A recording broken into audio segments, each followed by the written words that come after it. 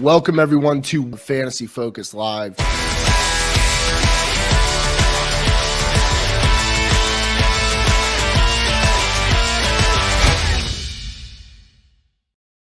It's official, folks. It's a TCK takeover of the Fantasy Focus YouTube channel. The original duo, back at it again. It's me, Bobby LaMarco, your host for episode 532 of the Candlestick Kids Fantasy Football Podcast. But if you're watching on the Fantasy Focus side, we appreciate you guys all year long watching all our videos on there as well. And I'm joined by my typical host, but he decided let the kid do all the work today. My co-host for today, Sky. What's going on, buddy? Week 18, Bob. I felt like eventually we got to get everybody else, next man up kind of a vibes. You noticed a different background today. I'm down in California with the folks. Had to switch it up a little bit. I'm happy to run in the co-host seat. Let's have some fun. We got a lot to cover for those still in playoff contention. Yeah, today we're going to be talking about some of the playoff scenarios for the NFC and AFC. Some teams that have a lot to play for, but it's also important for Week 18 players to know which teams have something to play for. You don't want to fall into the trap of a team playing their players like the Bills did last year for a half, even though they went off for like 50 points in the first half. But the Packers, the Bengals, there's other teams that are kind of bypassing this week for the playoffs. So we want to make sure we talk through that. Then we're going to talk some starts and streamers, going to give you some few names that we're high on this week and to kind of dive into all those as well. Defense streamers and also Sky. I didn't talk about this off air yet, but I want to tell you this. I actually did Week 18, I did all the player incentives. I am writing an article for Razzball this week. I have found out every single player that has a player incentive bonus, and maybe we could run through those if we have enough time, but I'll be dropping an article later this week about that too. So there's some guys like, all I can tell you is whatever the prop is for Gronk, pay for it. Get the over. 7 receptions, folks. 7 receptions. He's getting peppered, guaranteed. Gronk is in my DFS lineup, absolutely. Oh, yeah. I can't wait to see what the player props are for him, too.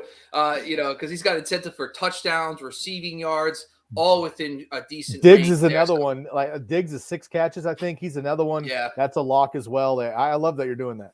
Oh, yeah. Yeah. So I got those. We'll talk about maybe a later time. But, yeah. So we're going to talk through that first. But before we do, I want to make sure everyone's following us across the board.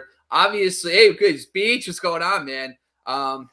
So obviously we're going to be talking through Week 18 and obviously go through that. But before you do, make sure you're following us across the board. If you're following us on the YouTube side, make sure you're checking us out on the audio side. If you can't watch the video, check us out on the Candlestick Kids Fantasy Football Podcast on all your streaming platforms where you get your podcasts. We're also on TikTok. We're also on Instagram. We're also on Facebook, all across the board.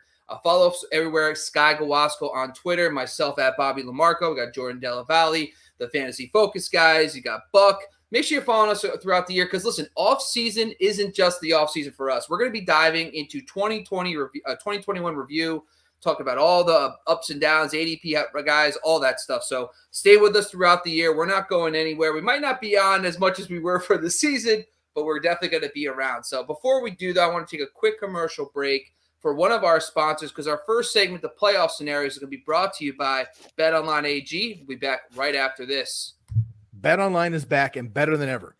A new web interface for the rest of the NFL season and the NBA season. More props, odds, and lines than ever before. BetOnline remains the #1 spot for all football and basketball action this season. Make sure to head over to the new updated desktop or mobile website and sign up today and receive your 50% welcome bonus on your first deposit. Just use the promo code BELIEVE50. That's BLEAV50. BELIEVE50 to receive your bonus. From football to basketball to NHL to boxing to UFC, right to your favorite Vegas casino games. Don't wait to take advantage of all the amazing offers available for the rest of the 2021 seasons. BetOnline is the fastest and easiest way to bet all your favorite sports. BetOnline, where the game starts. All right, Scott, we're going to talk first about, I think it's important. If you play in Week 18, first of all, I'm not going to hold it back. Do not play in the last week of fantasy. Guys, don't do it anymore. If you could end your playoffs the week prior, please do so. Week 18 is a pain in the ass. You don't want to be dealing with this stuff anymore. So if you are in a league that plays in Week 18, we're here for you. We're going to talk through some starts and streamers.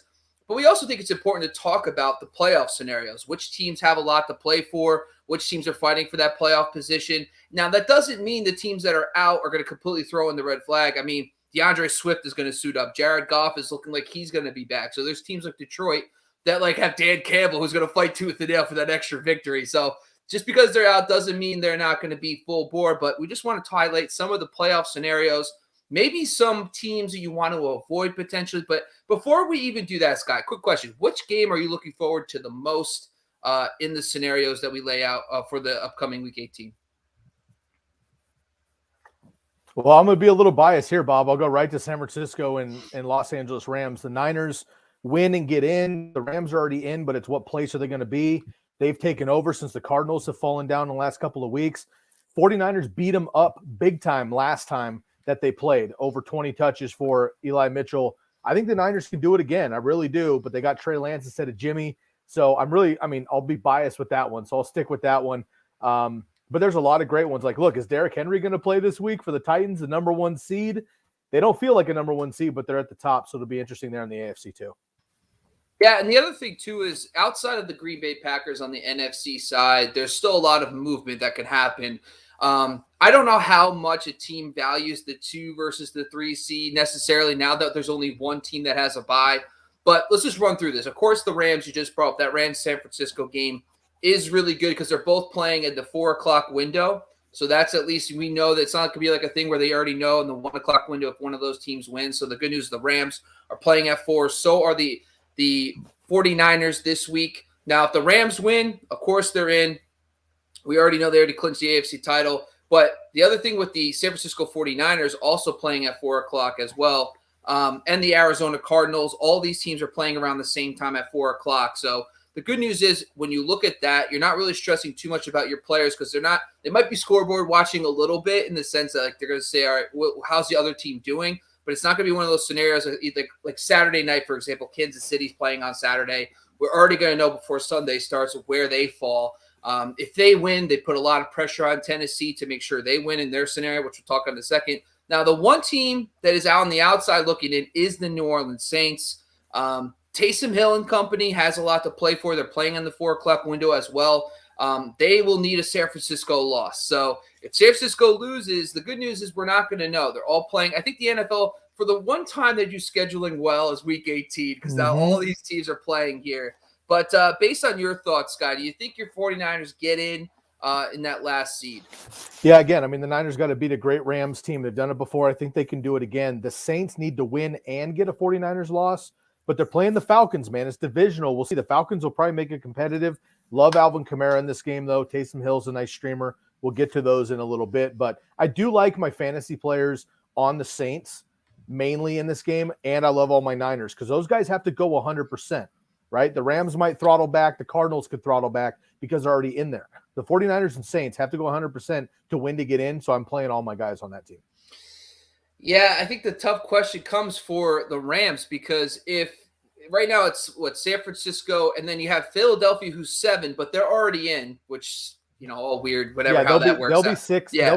If the Niners win, Philly is 7. If the Niners lose and the Saints get in, then they would be 6.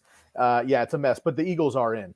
The other thing I would say is the Rams probably wouldn't want to play the 49ers in the playoffs, but they're not going to be able to know what's going on until everything plays out. So that's the unfortunate thing for them. So I personally think the Rams would not want to play the 49ers, but it could be the scenario the next week. So Bob, it's interesting because you see these scenarios sometimes in the NFL. The Cowboys and the Eagles, right, could end up playing each other twice in the next couple of weeks with playoffs. The Rams and the Niners or the Cardinals and the Niners could end up playing each other twice in the next couple of weeks. So sometimes, man, you get like literally back-to-back matchups with these teams in the division. So do you want to play all your cards? Do you want to sit some guys? How does it work out there? That'll be interesting.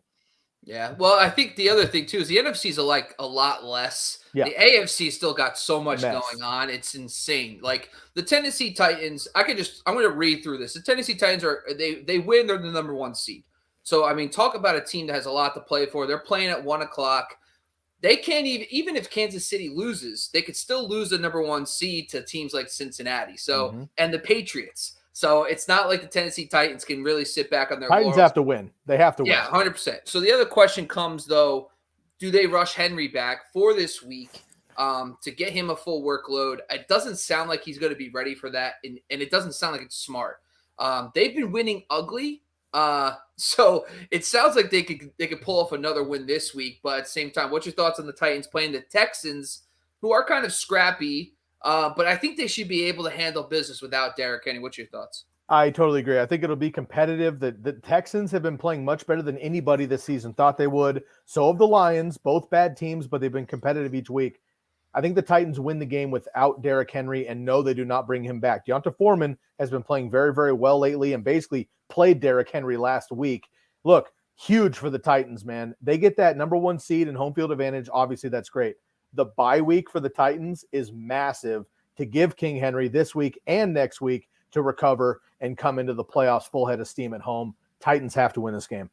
Yeah, the 2 seed, of course, Kansas City's playing on Saturday. They're playing the Denver Broncos. The Broncos are going to be down some key pieces, including Teddy Bridgewater. They're going to be also down some of their key outside cornerbacks as well. So I think Kansas City handles business. It puts that pressure on Tennessee, especially. But even if Kansas City falters, they still need to win because Cincinnati, of course, can still win the number 1. But it doesn't sound like Cincinnati's going for it. They're sitting Burrow. Mixon's on COVID. It doesn't make a lot of sense to throw out Chase and company if Burrow's not going to be out there. So it'll be interesting to see what happens there. But then New England, of all teams, which is like they are like the mosquito that won't go away. 1 year off, they're already right back into it. They could potentially take over that 1 seed. But if Cincinnati wins, they need Kansas City to lose, and they need Tennessee to lose. But they also control their own destiny if they actually get a win in those teams too. So then it's New England, and they can technically take over that 1 seed if there is a loss by Tennessee, a loss by Kansas City, and Buffalo loses. So Buffalo needs to lose anyway, even though they control ahead of Buffalo. That's why these whole playoff scenarios, in my opinion, are crazy to talk about. But what the important thing is, New England's going to go out there and play. So what's your thoughts on the Patriots this week? Is there any guys that stand out to you? Yeah, honestly, I mean, Damian Harris, I think if he's active, you play him. But last week I played him in my championship. He had 2 early touchdowns, and then they sat him because they were blowing him out and they want to keep him healthy. If they're doing the same thing, Ramondre Stevenson's that guy. I'm okay to play Ramondre Stevenson. Jacoby Myers and everybody else, even Mac Jones, unless it's super flex, I don't want to play anybody else on the Patriots. But I will say, for NFL terms, Bobby, the teams that are dangerous are the great defenses and great coaches. And the Patriots have that. Mac Jones is good enough not to be bad. He's not making mistakes. We saw that, and they're good enough on offense. They shut people down on defense, and they have the best coaching in the NFL as a unit. Look, the Patriots get in, man, the AFC's in trouble. Yeah. I apologize. I misspoke. Buffalo is in the driver's seat. Buffalo can technically they actually cannot win the 1 seed, but they can still clinch the AFC East with a win. So not sure how that all works out, but New England still has a shot at the first round bye, but Buffalo doesn't. I don't know. It's just the way it's set on here, but whatever. But jumping down to the Colts. Colts are obviously another team who wouldn't get in, playing a great matchup against Jacksonville. You got to love that for JT. I'm going to talk about Carson Wentz a little bit too that I really like this week. But the Colts are another team that have to win again, but they're hot too. The other great thing about the Colts is they're on a hot streak. They won a lot of games to get into this position. Now they're winning, get in. Thoughts on, obviously JT's a slam dunk, but is there any other players in this matchup that you really like for fantasy purposes? I'm okay with Michael Pittman. I mean, I just don't see the Jags putting up much of a fight. They got embarrassed last week against the Patriots. Colts, I think, are a similar team. Jonathan Taylor's 266 yards away from 2,000. Now, that's a lot to get. He hasn't been over 200 in any game this year, but they might try to get it to him. I wouldn't imagine. I would be shocked if they don't give him 25 carries in this game just because and soak up that win. Michael Pittman, I'm okay with. Everybody else, though, I'm going to back off. You'll talk about Wentz later. I'll let you do that. The Colts have a very unique situation, though, and I think you'll bring up the Raiders and Chargers, but I'll skip ahead here really quick. If the Colts lose, the Raiders and Chargers play Sunday Night Football. It's actually in the best interest of both teams to tie because if they don't lose, both of those teams make the playoffs. So it's ridiculous to say, but if the Colts lose to the Jags, the Raiders and Chargers are actually in their best interest to tie the game. I can't imagine they'll do it on purpose, but both teams would make it if they did. Yeah, and the Chargers Vegas game. I mean, listen, you got to give kudos to the Vegas Raiders. I mean, how much crap have they gone through this year to be in this point to win and basically, well, they have to win, and they get in and they take over. So I mean, that's amazing in my opinion that they have a shot to beat the Chargers this week and make the playoffs. But I'm assuming you're rolling with Herbert. The Chargers, it's funny because neither team has bred a lot of confidence when it comes to being clutch in the playoff scenario. Chargers have been letting us down for the last few years. Raiders have not gotten over the hump in a while. So it's like someone's going to finally break through, which is nice. I think the Chargers are obviously the favorite, but listen, get Derek Carr some better weapons, and we're talking some serious stuff here. I think Darren Waller, people forget Waller's been out for the last month or so, and he's making Hunter Renfrow look like a Pro Bowler out there, and Zay Jones is reborn catching passes. So I got to give a lot of kudos to the Vegas Raiders. That should be a fun game, but the team, obviously there's a couple teams on the outside looking in. It's the Pittsburgh Steelers and the Baltimore Ravens. Now, they still both have shots at getting in. If there's a team that you think has a better shot, which one would you rather see in the playoffs, Ravens or Steelers? Let's see. See as a fan, like watch play, Ravens for sure. If I'm another NFL team, which team would I want to face? It's the Pittsburgh Steelers for sure. They had a nice gutty performance for Big Ben. The Browns are a fucking mess. I can't believe the Browns laid an egg the way they did. Honestly, I think Baker completely ruined his chance of getting paid, but we'll throw that out there another time. I think the Ravens, especially with Lamar back, I don't think he comes back this week, but if he does, or if they make it in and he comes back in, they'll be fine. Look, Bob, they've lost like 6 games down the stretch here by a field goal or less because of coaching decisions or time management or going for 2 versus kicking it. But they're losing to like the best teams in the NFL. The Ravens are like a couple plays away with the worst secondary in the NFL, a bad running back, in my opinion, and a third string quarterback. They're going to be fine if they get in. And I do think they beat the Steelers. Yeah. And the fun thing too, is Lamar doesn't look like he's coming back this week. He's not going to be it, but Tyler Huntley, man, it's like, this guy looks like he's little Lamar. Yeah, I don't even know if he's little Lamar. He's been thrown out of his mind. I just think that he's a guy that I would love to see as a starting quarterback in this league for long term. But yeah, the Baker situation, in my opinion, he's not talented enough to also make up for the fact that he has Jarvis Landry and then a bunch of other guys. But tight ends are okay, but they have talent. But he's not good enough to then overcompensate for a banged up shoulder. They should have sat him down, let Case Keenum come in. Keenum could have been just as good. You mean Nick Mullins, right? Well, yeah, of course. San Francisco God right there. Nick Mullins. Nick Mullins, man, he's like the best backup ever you could have. So the Browns, I don't even know how they got him as a third stringer. Come on, Browns.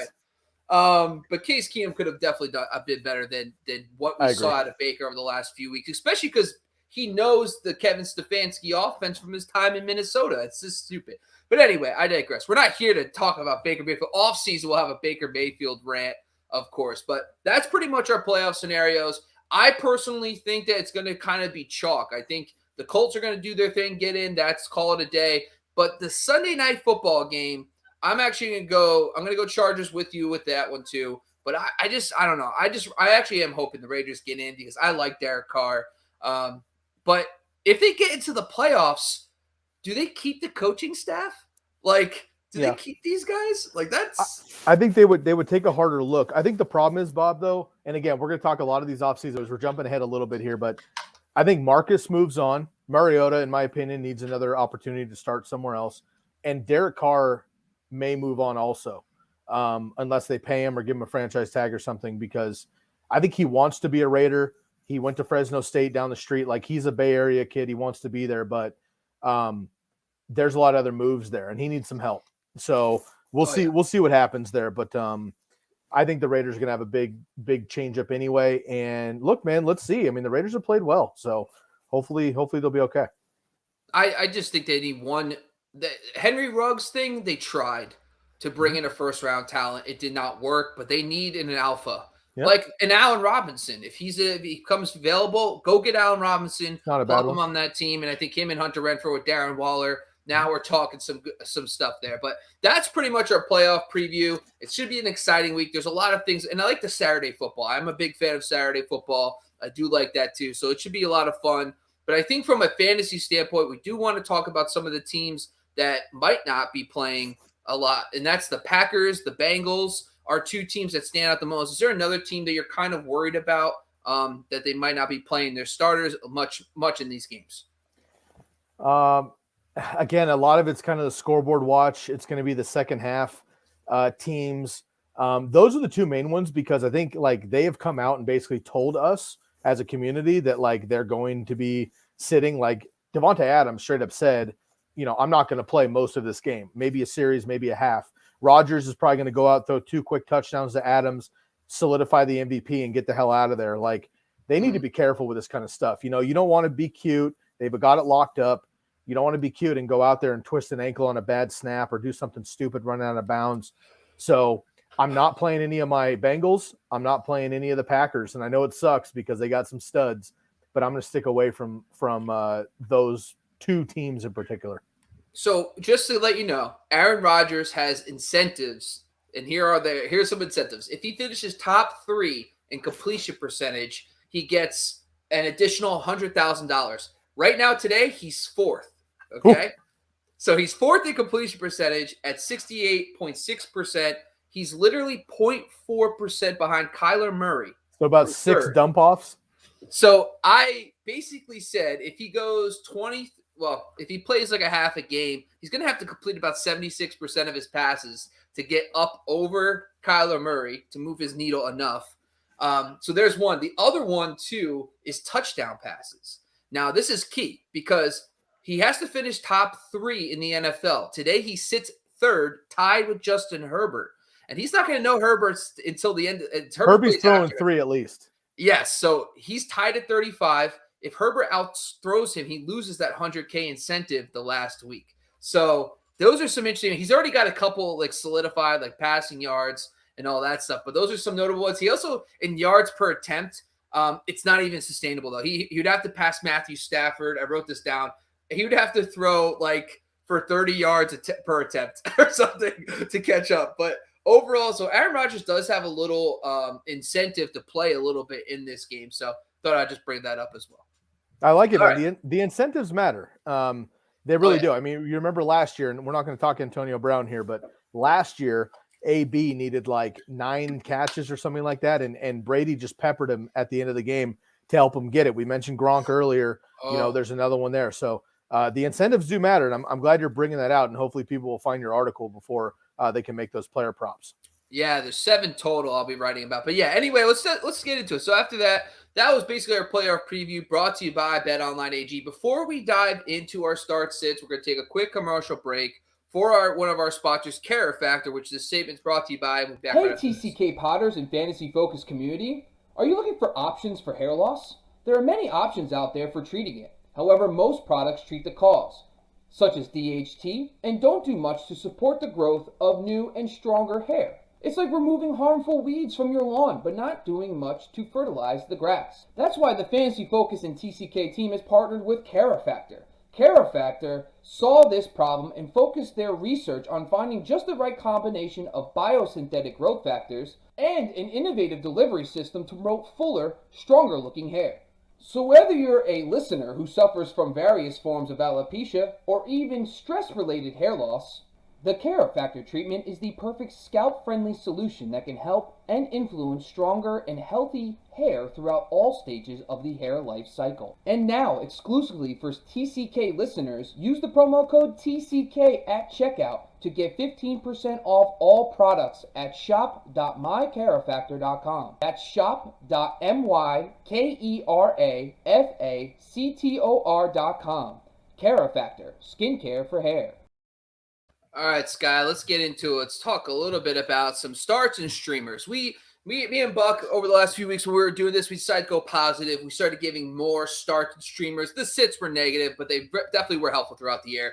But we've turned our focus because we want to just give people as many starts and streamers as possible. So let's start at quarterback. I got a couple names that I'll throw out here. You're going to give us your 2 cents on them, obviously. But first off is Carson Wentz against the Jacksonville Jaguars. Now, I know that we worry because the Jags might not be able to do enough on offense to keep the game competitive to allow Carson Wentz to throw more.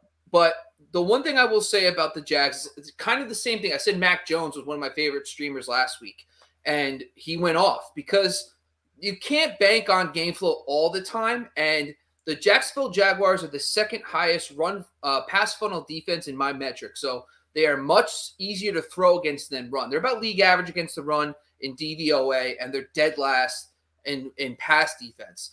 And they're number 1 in points allowed over the last 5 weeks in my matchup metric. So adjusted fantasy points allowed.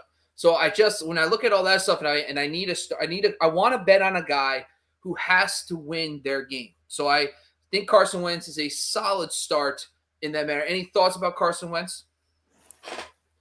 Yeah, Carson Wentz, he just seems hit or miss, and I know all streamers are. But look, if they go, my worry here, Bob, is even less about Jacksonville putting up a fight, because I just don't think they will. That the Colts defense is very good. Jacksonville's offense is not. They're a mess. I think it's going to be one-sided quickly. My problem is if the Colts get up by 10 points, it's going to be JT the rest of the game.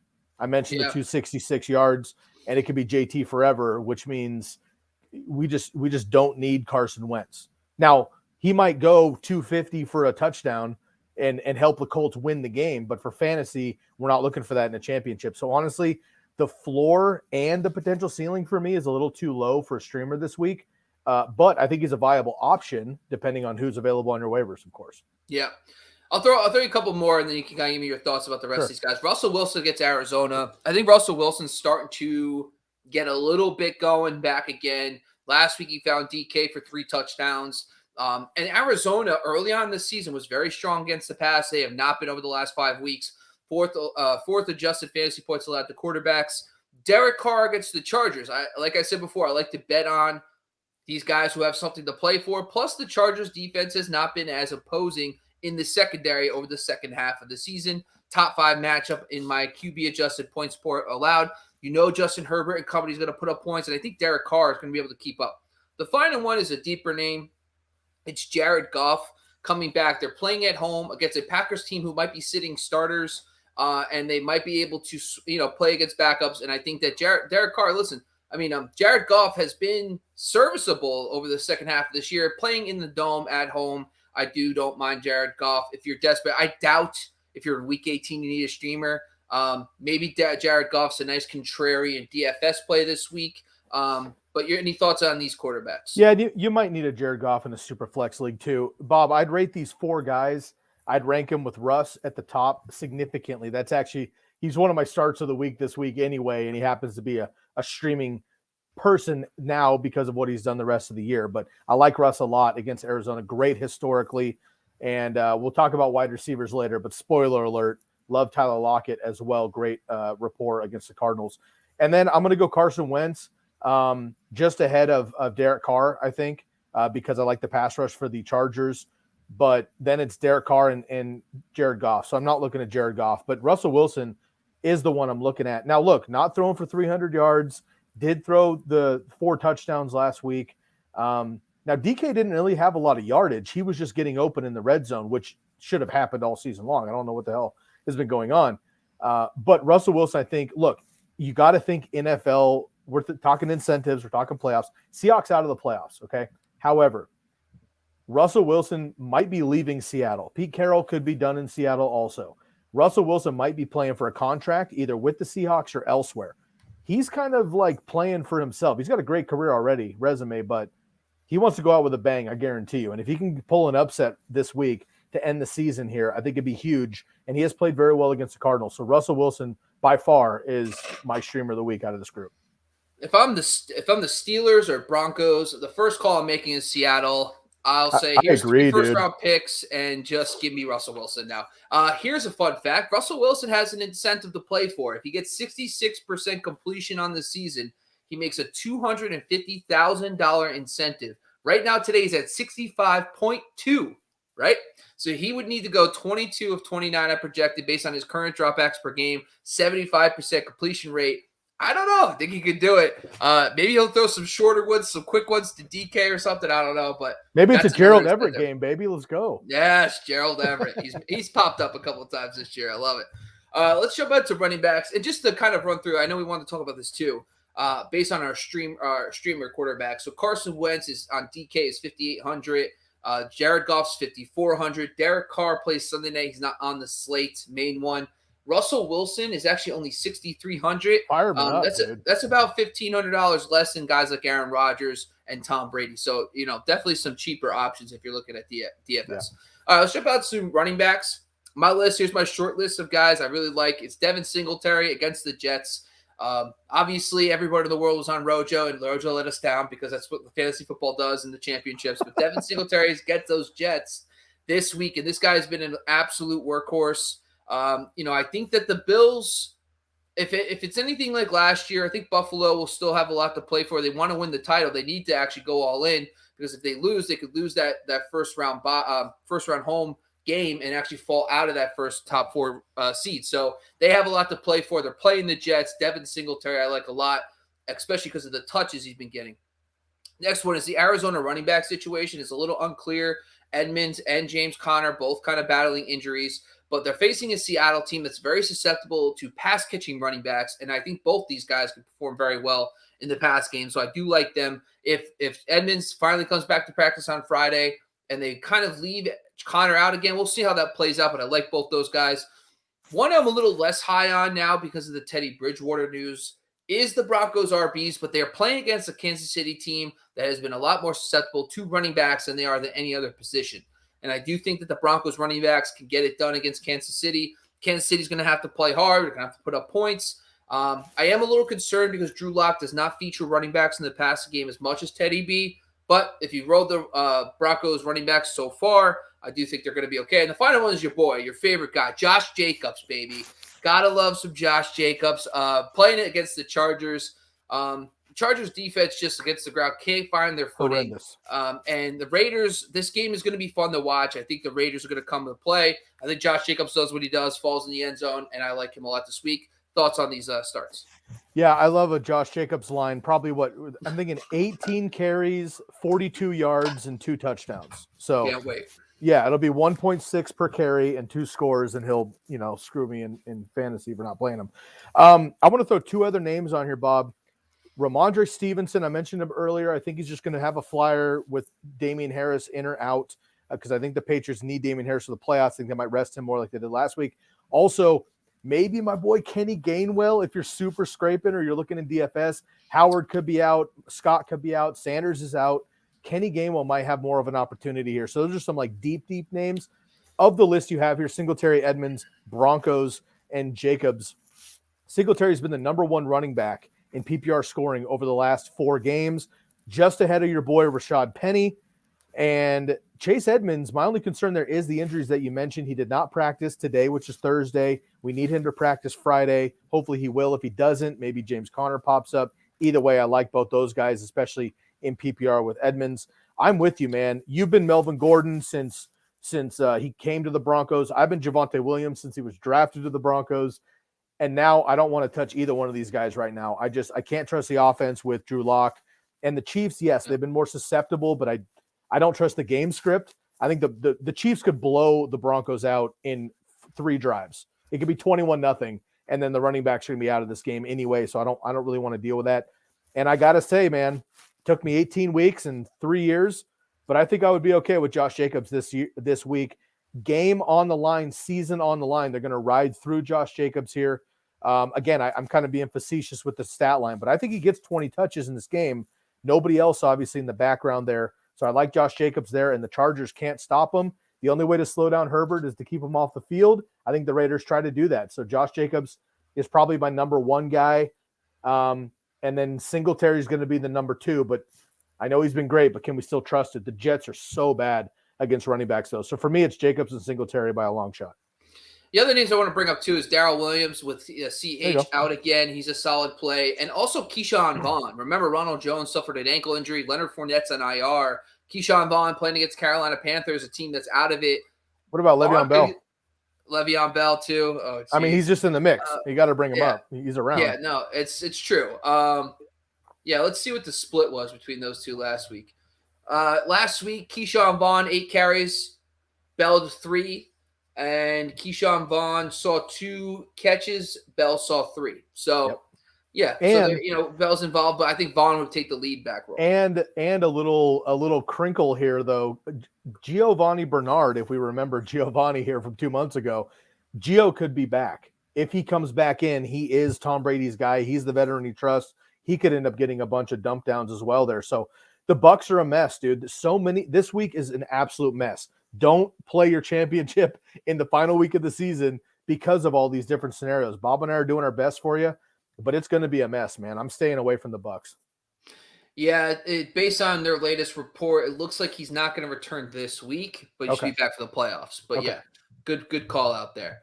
All right, let's jump down to the wide receivers. I literally, my first name on the list is the Seattle wide receivers against Arizona. Play those guys with confidence. Absolutely. Christian Kirk, I like a lot this week. Seattle is an absolute slot funnel defense with DeAndre Hopkins. Kirk has been used a lot more, has been down the field a lot more, and I like him a lot. However, I do have to bring this up. AJ Green has some player incentives this week. AJ Green, receptions. He needs every 10 receptions after he hit 50, he gets an incentive of $250,000. Okay, he just hit 50. If he gets 10 more receptions this week, he gets 60, he gets another 250. However, receiving yards, he gets 900 yards receiving. Right now he's at 825, gets another 250,000. So if he gets 10 receptions and 75 yards, he makes $500,000 this week. So I do think that I'm interested in the player prop for him this week as well, even though Seattle does have some nice perimeter corners. Russell Gage against New Orleans.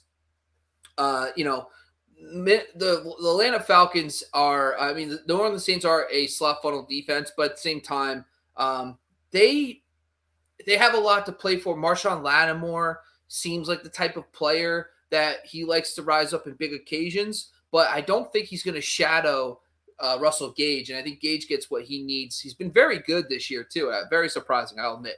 Jalen Waddle against this week, I like a lot too.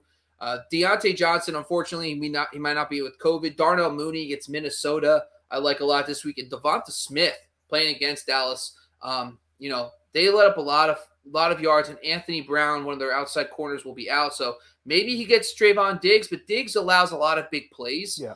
So maybe Smith could break off a few long ones. So those are some of my wide receiver starts I like this week. Yeah, it's a great list, man. And look, if these guys are streamers and you're able to pick them up, this is a great list here. Look, of the Seattle wide receivers, I agree with you. Both of them are nice starts. I'm leaning Tyler Lockett in this one, though, man. Last couple of years, it's been Lockett and Russ for the most time anyway, but especially against the Cardinals. We remember last year, 200 yards, 3 touchdowns, 20 targets in that game. And look, again, think about this in NFL terms. DK just scored 3 touchdowns last week. Lockett had one also, but DK was the big name, right? Publicity and all that shit. The Cardinals are going to come out and be like, yo, we need to shut down the horse, right? And maybe Lockett slips through, and Russ is coming back. He's playing better. Lockett down the field only takes 1 play, could be 5 or 6. I love Tyler Lockett this week here. Christian Kirk, because of the AJ Green stuff, I am fading him a little bit. And again, Christian Kirk is great, and I think the Cardinals play well against Seattle, but AJ Green could get peppered just because. So I'm a little bit concerned about that. Russell Gage, unfortunately, I'm not loving him in that Atlanta offense this week. Jalen Waddle, to me, is an auto start, frankly. J.C. Jackson's probably going to get him, but I still love Jalen Waddle. He had 60 yards and a touchdown in his NFL debut, which was against the Patriots early in the season. So I like Jalen Waddle no matter what. Deontay probably out, as you mentioned. Mooney and Devonta Smith probably are at the bottom of this list here.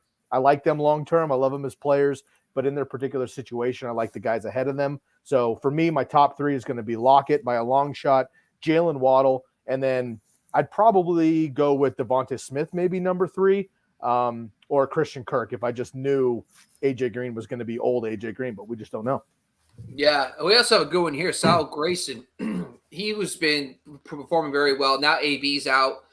He's done, and Grayson's been very good the last week. He played very well. So Tyler Johnson also. Tyler Johnson for the Bucs too has been picking it up also. So yeah, Grayson's played it. Yeah, I think the other thing, too, is Stephon Gilmore will be out of this game. He's on the COVID list right now, so that's another bump for that page for Mike Evans and company, so I do like that a lot. And then another name, too, is what do we feel about Chase Claypool if Deontay Johnson is out? Are we buying him this last game? Dude, look, man, Ray McCloud, all right, that nobody knows about. Okay, Ray McCloud had more targets and more yardage than Chase Claypool last week. Honestly, Since Juju went out, Ray and James Washington seem to be more consistent, which isn't even anything, than Chase Claypool. So if Deontay Johnson's out also, first of all, if Deontay's out, I think Big Ben is absolute trash. Like that's his number 1, 2, and 3. So I think they're in serious trouble with Najee and Firemuth only. But actually, man, I would go Ray McCloud, believe it or not, over Chase Claypool. So yes, he's always good for a big play. He's a big time threat, whatever, but we haven't seen it this year, maybe with Deontay out, but I'm not comfortable with Chase Claypool in my final. All right. Talk about some tight end starts. My first one's Dalton Schultz, obviously playing those Eagles. I got to love that matchup. But the other thing with Schultz is that there is no Gallup, and we saw that earlier in the year when he was missing a player. Schultz really shines through. Zach Ertz playing in Seattle. Seattle's neck and neck with Philadelphia is one of the worst defenses against tight ends. So I like Zach Ertz a lot. And he's been out there running a bunch of routes over the last few weeks. Dawson Knox playing against the Jets. Those ones always he did let us down last week, but the snow game, whatever, Allen didn't have to throw that much. The last one's Pat Firemuth against the Baltimore Ravens. I like Firemuth. Last week I kind of told, I've been watching Firemuth closely because I have him in a couple leagues. He just has this weird usage where it's dump offs with the 2-minute warning. When they're playing for the half, they dump it off to him 2 or 3 times to get down the field. And then he doesn't see anything until they get in the red zone. And then it's a crapshoot. So it's very, very sketchy. But if there is no Deontay Johnson, I do think a couple more go his way. So those are some of the tight end starts I like this week.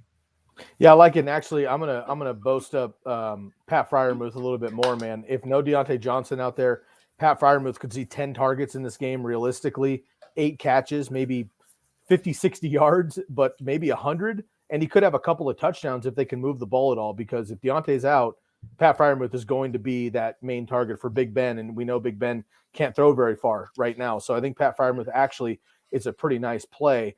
Dawson Knox with the goose egg last year, but I like him back against the Jets. I'll take Dalton Schultz, though, as my number 1 all day long, man. You mentioned it. When Gallup's out, CD's out, Amari's been out all season long. That number 3 becomes Dalton Schultz. Dak peppers him, and I like it a lot, right? Zeke's not Zeke right now. I think Pollard's going to get more work. CeeDee Lamb only had 3 catches last week. I like Dalton Schultz a lot, so he's going to be my number 1. I'll throw a deep name down there for you, Bob. If you're really scraping the barrel or looking for a free DFS play, John Bates, the 3rd string tight end for the Washington football team. Of course, unfortunately, we've lost 2 tight ends there, Logan Thomas and Ricky Seals-Jones out for the season. John Bates played pretty well last week. I think they pepper him again this week for the Washington football team. So if you're really scraping or want a free square there in DFS, that could be a name to look at as well. Okay. I like it. All right, let's talk some defensive kickers. I wrote down a couple names. I like the Vikings against Chicago. Justin Fields is on COVID now.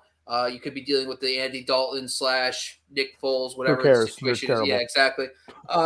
But the Vikings can get after the quarterback. I mean, they're one of the best defenses getting sacks in the league. Colts, obviously, against Jacksonville. And then the Chiefs against Denver with Drew Lock. Those are some of the defenses I've identified that aren't like 90% owned.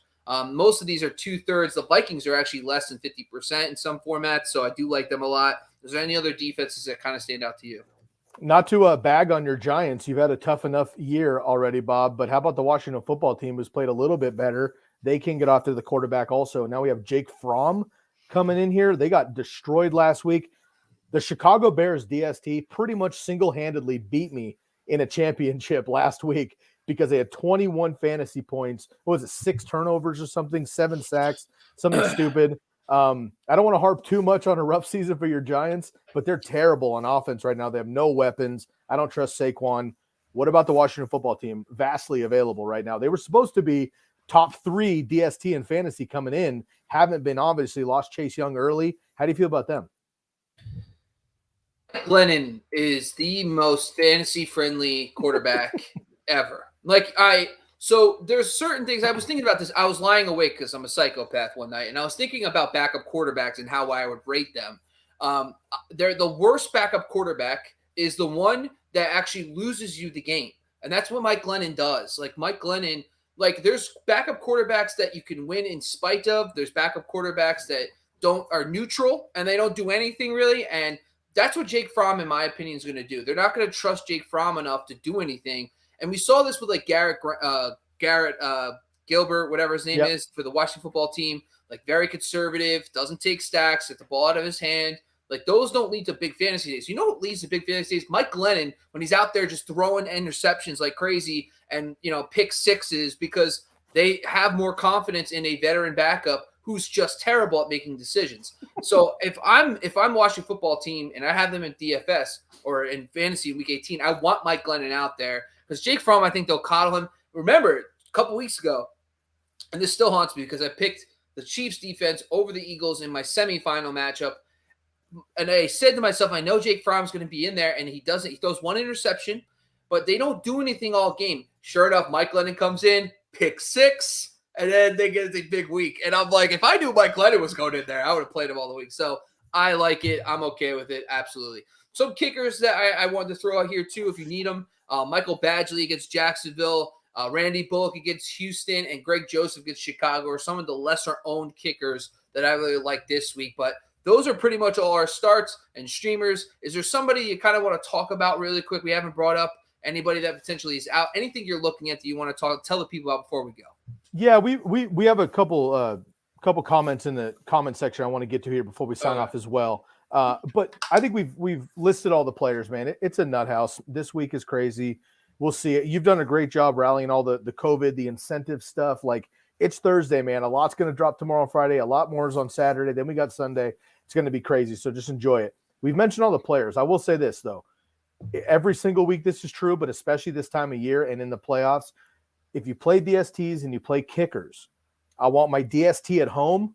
I want that team favored by Vegas, right? And I want them playing a not incredible offense. That's my DST. For kickers, I want my kickers indoors. I don't care if they're home or away. I want them indoors unless they're Justin Tucker, basically, right? So these three that we've listed are playing inside. This time of year, I want my kicker inside because they don't have the wind elements, the snow, the rain. So it's a great call. And then look, the highest implied point total between these two plays playing each other, that's a great incentive also for kickers. Bob has done a fantastic job giving you kicking, streaming options all season long. We got one more week to get it done. Make sure you stream your kickers and DSTs. Because like I just said, 21 points by the Chicago Bears last week single-handedly beat me in a championship. You never know what you're going to get from a DST. Play the matchups. All right, let's talk. I mean, it's basically Beach. Beach is asking us a bunch of questions, so let's see if we can get to a couple of these. This one's for you, Sky. Do you like Joe Mixon as a number one draft pick next year? Are you drafting him in the top 12 in 2022? All right, Beach, here's what I'll tell you. Number one pick, absolutely not. Number one running back, absolutely not. Top 12 overall, like first round pick, possibly. Let's see what the Bengals do when they come back. If they bolster that offensive line, get a better defense, I want to see what happens overall. I like what Joe Mixon did last year. I've been a fan for a long time. We'll see what happens, but he is not going to be my number one anything. He will be a top 12 running back, but let's see what happens, but probably back of the first round, maybe mid-second rounder. Yeah, I think outside of the top five where it's and I mean, it depends on how confident you are in CMC again, but really it's JT, CMC, Derrick Henry, Dalvin Cook, Austin Eckler. In my opinion, the top five is solidified. And I actually, in my opinion, before anything happens, early indication is I want that fifth pick because I would love to get one of those elite five. And then on the back end, I can get a mid-second round pick or something. So, but Mixon is after those guys. Listen, Mixon was 16.8 points per game in half-point PPR this season. That's number 4 in points per game in that format. That's pretty good, but he lacks some of the elite upside of those Ecklers of the world because of his receiving role, but he's also very boomer bust. I mean, I feel like sometimes he maybe he kind of fixed it, but I think that's a deep dive we'll have to get into. But I like Mixon as a first-round pick next year. Yeah, let's rank these players really quick. Mixon, Eckler, Kamara, and Najee Harris. We'll do half PPR, Bob. Well, the problem I have is, number one, Najee is that we don't know who the quarterback's going to be. If it's Mason Rudolph, I don't know how confident I'm going to be in Najee. I know Big Ben is bad, but Big Ben is still better than Mason Rudolph. Yep. Eckler is obviously the clear alpha of this group.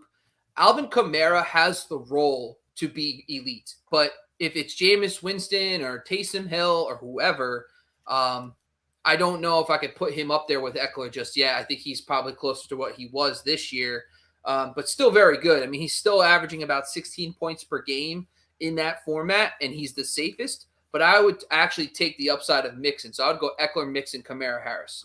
As it stands right now, I agree with that. In full PPR, I'm going to go Eckler, Kamara, Mixon, Najee. But I agree with that, Bob. I think that's a good synopsis. And again, we have a long offseason. We'll get to all that stuff later on. We got a couple more from you, Beach. I did like your comments. I appreciate you sticking in.